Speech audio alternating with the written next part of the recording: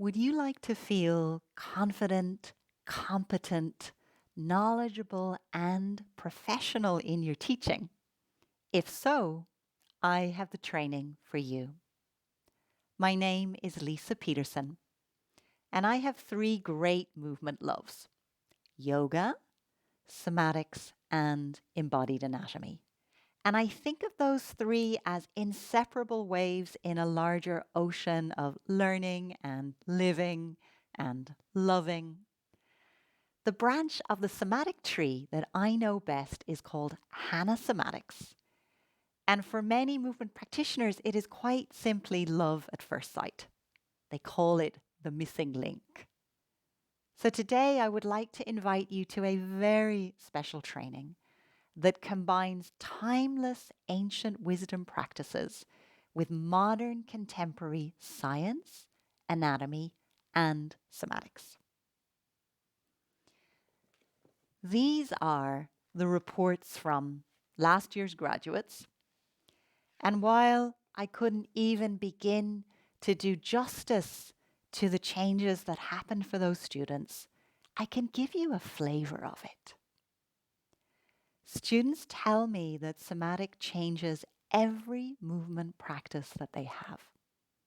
It makes you stronger and more flexible. It cultivates ease and efficiency. It helps with coordination and balance and a sense of poise and grace in movement. Many of my students use somatics to help get themselves out of pain or stress or tension or stuckness in the body. So what would it be like? Imagine you were in pain. If you could simply get down on the floor, do a few simple exercises, and get yourself out of pain. It is an incredibly liberating and empowering thing to be able to help yourself anytime, any place, and anywhere. And the sort of deep dive that we do in somatics creates an immense and deep well of self-compassion. And that self-compassion, as day follows night, travels out into the world. And in my experience, it helps us not buckle. It helps us stay and not turn away when times get tough or life gets challenging.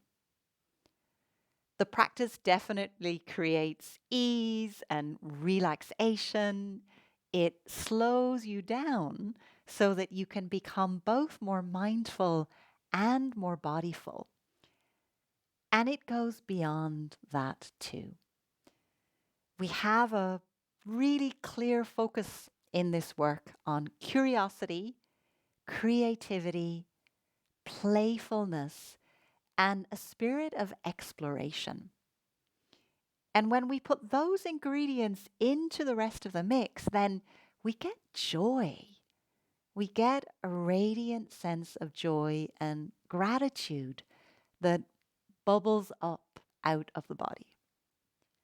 And although many of the students that study with me are very experienced practitioners and therapists, they tell me that the insights that arise on the mat when doing this practice are beyond the things that they have discovered in the scope of their previous work.